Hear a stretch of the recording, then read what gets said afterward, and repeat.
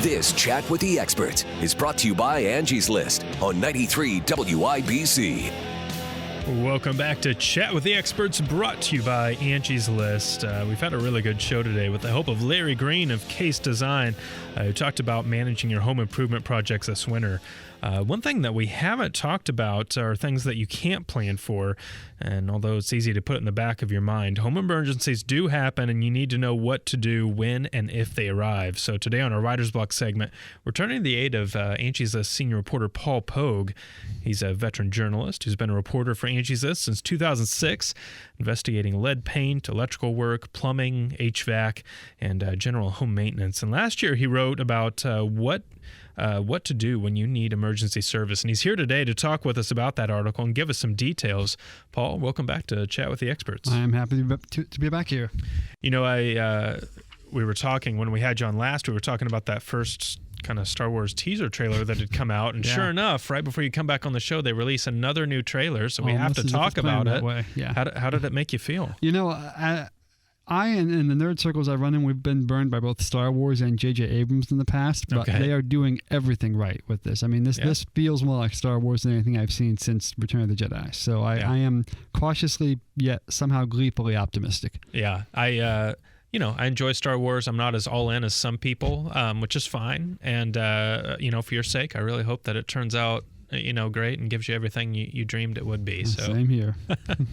Well, we're talking about home emergencies on this segment today, and I this is the time of year. The winter months come. There's a number of different things that can happen. Mm-hmm. Have you ever been in need of emergency services in your own home? Yeah, actually, last year I had the heating go out. Thankfully, not during the middle of the night, but during the day. I had some issues with my heater and had us going on space heaters for a day and a half. Yeah. So I learned real quick during that cold snap how quickly you can need service when things go wrong. Yeah, which is what makes this article so important, is just knowing what to do when it does happen. As you were investigating, did you find that there were a large number of companies on Angie's List that offered emergency service? Oh, absolutely. Just based on what they put in their profiles on Angie's List, there are nearly 70,000 companies on Angie's List who claim they offer some kind of emergency service.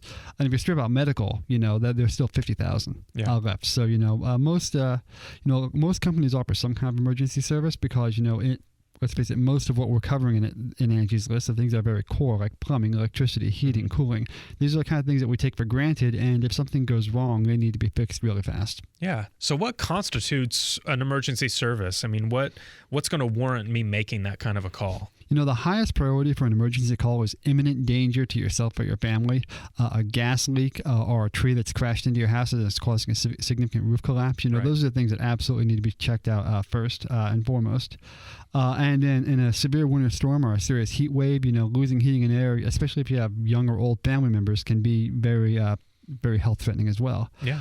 Past that, there's the potential for continuous property damage. That's another situation where you are going to want quick service, whether you've got a broken pipe bursting into your home or that, once again, that roof, that tree falling into your roof, you want to get taken care of pretty quickly. Yeah. And then beyond that, there's the basic essential services, plumbing, water, gas going out. Those are times you're going to want to call for emergency help.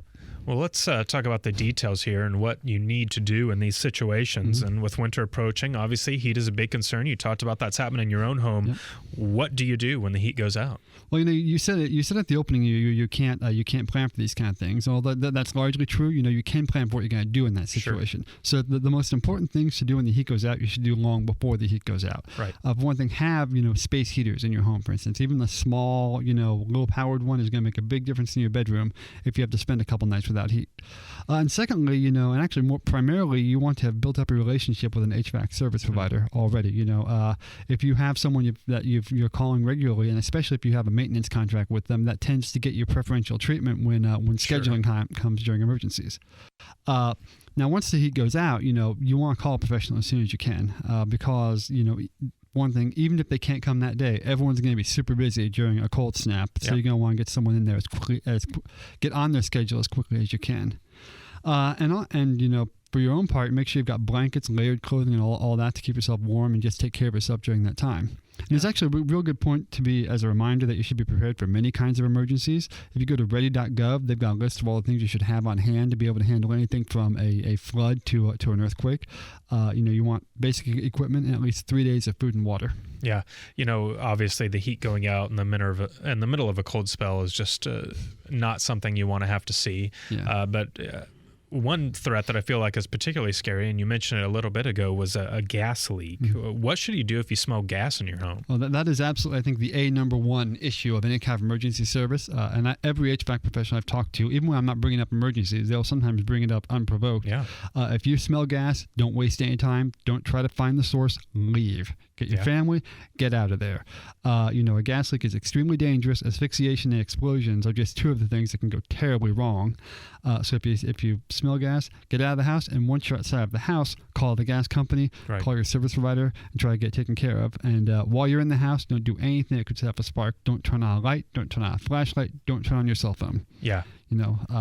So you want to make sure you do all that, and then go out there and get some help. Yeah, it's an extremely serious and very dangerous situation. So like you said, getting out of the home is the top priority there. Were there any particular pest emergencies that you heard about as you were reporting on this story? The pests are tricky because you never know what's dangerous and what's not. But if you're worried about pests, you probably it's worth a call to find out if you need to be concerned. If you've got bats flying around in your house, there is a rabies risk there. So you might want to get someone sooner rather than later. One of the weirdest ones I heard was from a Minnesota pest control contractor who said that it wasn't unusual during the reproductive season for carpenter ants that they'll go into a winged state. And he has gone into houses multiple times where you'll find 500 ants the size of wasps, crawling around in a little colony in their house. And that, he says, that is worth an emergency midnight call if you find that. Yeah, I'm sorry. If I see 500 large insects crawling around my home, I'm making the call. I might set my house on fire. So. Well, winter also, and talking about emergencies, it's going to bring around the possibility of frozen pipes and water leaks. What should you do in that situation? We know the things you want to do to prepare beforehand, but it doesn't always work. If you hear that water rushing behind your walls, what do you do? Well, actually, there's another case where you can prepare for it ahead of time. You need to know where your house's water shutoff switch is activated. There are several different places it can be. We've got a guide to finding them on angieslist.com. If you go search for it there, it'll take too long to talk right now. But any plumber can also show you where the main shutoff is. And if they're coming in doing some other repair, you might ask, hey, can you show me this? And they will happily do it. It'll take them 30 seconds. Because once that water is rushing, you shut off the main water source. You can cut it off entirely. Any plumber can talk you through it, over the phone. If you call at midnight and you've got that water leak, but you're saving minutes and maybe hundreds of gallons of water if you know yourself.